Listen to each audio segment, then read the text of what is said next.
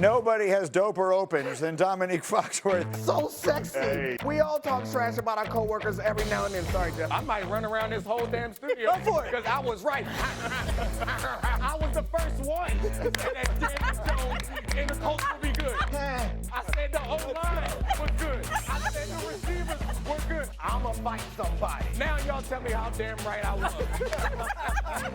I'm old. All right, it is time for What Does D Fox Say? I will say something that I think people in general are saying, and we'll see what Domonique Foxworth thinks. Let's start with this.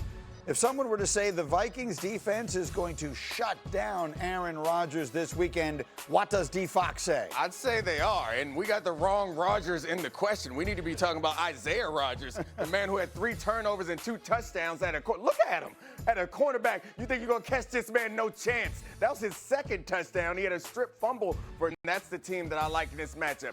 As much history as we have with Aaron Rodgers being a successful quarterback, it seems like the recent history is him throwing the ball to the other team. And all the interceptions that he's had so far doesn't account for all the interception-worthy passes that he's thrown. So that was his hallmark. I don't turn the ball over. He's doing it now. Sneaky, interesting game. Minnesota playing so well with Carson Wentz the other day. Defense obviously had a lot to do with it.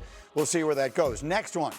If someone were to say Caleb Williams coming off a nice day against the Cowboys, he can get the Bears to sneak into the playoffs this year, what does D Fox say? I'd say sure. Like, I was very high on this team before the season started, and then they had a little rough introduction to the season on offense, but they look so good. I understand that it was against the Cowboys, but it was also off a game that they lost, but it's a good offensive performance against the Lions. It feels like this offense is coming together. If they can get some consistent performance from that defense, I think they could sneak into a wild card spot. And maybe the division isn't quite as good as we thought it was. We'll see.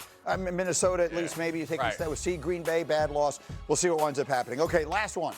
Talking about the defending Super Bowl champs. If someone said the Eagles' defense is going to cost them a repeat this year, what does D Fox say? I'd say slow down. I don't think that defense is still incredibly talented. I feel like Carter's not playing at the highest level that he can right now, and they have talent in the secondary, even though they have some injuries at the corner of opposite Mitchell. I think they'll sort these things out. This defense is not as great as it was last year, but I think they can get back to that level by the end of the season.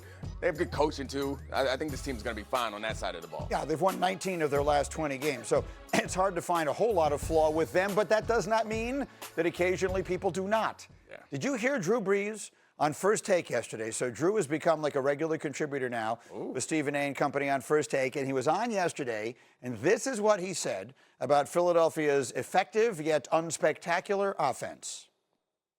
I respect Philly. They are winning games. They're finding a way to win games. I can't stand to watch that offense. It's the most boring offense. Okay. Wow.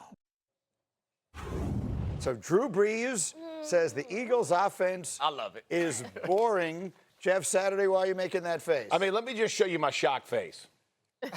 A quarterback saying that running the ball is not fun to watch. I mean, they have won 19 of 20 games doing it a certain way, and a Super Bowl, by the way, in the mix of all of this. And you're going to go call a boy. I guess winning is boring, but I like watching boring, and I love to watch offensive line play, which is much more impressive to me. And now let's talk about Brees and the Saints, who I lost a Super Bowl to, so I'm still salty about that. Unbiased I mean, comment. Sydney slants and check down Charlie, and all of a sudden we just act like we're airing it out. I think they completed like 27 passes against us 2 yards or less. That's the same as running the ball, Drew. Oh, you got me hot, dude. You got me flashing back to my old days and talking trash about the best O-line in the game. No, sir. Yeah, no, I mean, Drew fell right into the First Take mode. He did. And shouted out there. He's a Super Bowl champ, a Hall of Famer, so he can get away with saying some of the things that other of us have said. The idea that it's boring, I don't think anybody cares about that. I think the real analysis is that they could be blowing teams out, and they're keeping themselves in games that they shouldn't have to because they're not having explosive plays on the ground. Here's the thing. All right, with all due respect to the esteemed gentleman from the state of North Carolina over there. Georgia. Georgia, whatever. Yeah, okay. yeah. Whatever, same southern thing. New York, and then it's a bunch of other stuff. Yeah. Don't do that. What? Okay, I'm not going to make any of the jokes. Good. Here's what I would say. Yeah. They win. No one's taking that away from them. They're great. By far, the most fun I've had watching the Eagles play this year was when they were down 26-7 in the fourth quarter against the Rams, and Jalen Hurts starts flinging it all over the yard, and A.J. Brown is making unbelievable plays. The man has the strongest hands of any receiver I've ever seen, yanking it away from people, bringing it back, just absolutely magnificent. Here's all this stuff. They fall way behind. They can't push. Shrugging off DB. Look at A.J. Brown. Can we just say it's a comeback, Green? This isn't like a complicated, it's just like pitch and catch. They did it over and over and over. It's not like that super sexy scheme football. It is really a run 15 yards, turn around and come back 3. I'm going to put it right here. Jeff, in the 50s, it was real sexy if you show some ankle. So what they run is a 1950s offense. They throw a little stop route over there. I'm like, oh, I see that ankle, girl. Hold on. See that ankle. I'm going to say this because Himbo gave me this. And so this is my man. Philly's 8 of 8 in the red zone, 11 of 12 converting third downs and shorts, flawless, and they all do it without having to risk it. They get the biscuit without having to risk it. When they do have to risk it, it's sexy. But why risk it if you already got the biscuit? That's what they have, Drew. That's what they got. To be very clear, no one's arguing how effective it is and that it's working. That's sexy. The question is it boring? Sexy. I don't know. Do you find it sexy or boring watching the Eagles doing their whatever this offense is? I like watching people who are good at their job and win. Yes, that's it. And at the end of the day, I will say, here's the issue that I have right now. Because last week we did a whole thing on the tush push. Now we're talking. It feels like every week there's a referendum on the Eagles and their offense and how they win. And ultimately, why has Nick Sirianni or Jalen Hurts not just garnered the benefit of the doubt, even when they're down, even when it doesn't look exactly how you want it to? What is their record?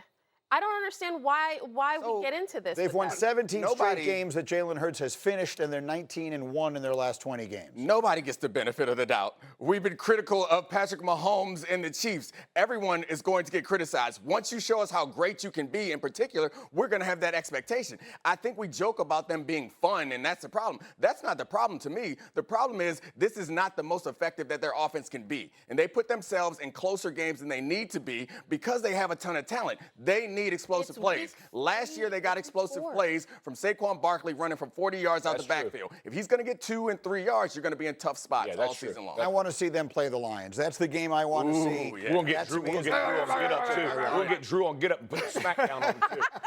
Come on down, Drew. Come on in here, baby. We love Drew Brees. Bring your Super Bowl ring. Bring your Super Bowl ring. To the monster. That's hateful. That is. You lucky you sitting over there. That's hateful, dog. To the monster AFC game of this weekend, people. Either the Chiefs or the Ravens are going to go to sleep Sunday night 1-3. Since the two leagues merged in 1970, only 11% of the teams that start 1-3 have made the postseason. Over the last 3 seasons, just one team has done it. So here come the questions. Which of these teams are we worried about?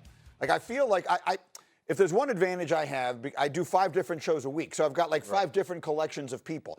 So if I were to describe what I think is the general consensus, so the conventional wisdom is the Ravens are going to be fine. Yeah. We're worried about the Chiefs. Right. That could flip in a big hurry if this thing goes that way on Sunday. The only pushback I would have is even if the Ravens lost this weekend, I still see them being the favorite to win their division. Yes. Right.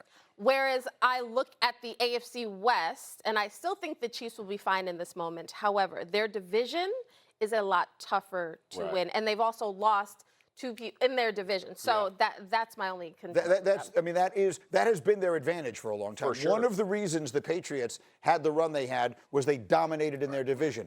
And Mahomes and company have dominated in their division. Most of those teams have been down. They're up now. That's right. The Chargers are up, the Broncos are and the Raiders are better than they were. Right. So that is going to be harder for them. But if I were to say the Ravens I'm not worried about them, but the Chiefs I am, what would you say to that? I agree. Here's why I would say that I'm not concerned with the Ravens is because they can score a lot of points, and they have. You're going to win games in the NFL by outscoring. And their defense, even if they're not the same as they were, they can hold teams down and you can outscore them. The Chiefs, for me, are a concern because they haven't shown any life offensively. You know, they can't run the ball. Yeah. They don't have explosive players. Worthy's hurt. You know, they're not getting guys back for a while. What are you literally afraid of, right? Like Hollywood. I mean, that's no disrespect. It's just there's one guy, or it's Kelsey underneath. Everybody kind of understands the offense. They have asked so much of Patrick Mahomes, and the truth is, the last 2 years they've won games and put themselves in a position because of their defense. But when you can't score efficiently, you're going to have a problem. That's why I would say I'm more worried. I think I got to give Dan Orlovsky some credit. He said on NFL Live, he made a good point that I hadn't considered, is that the Ravens constructed their team to be fast and to play against the Bengals and to play against the Chiefs. Those kind of high-powered offenses, or potentially high-powered offenses in the AFC.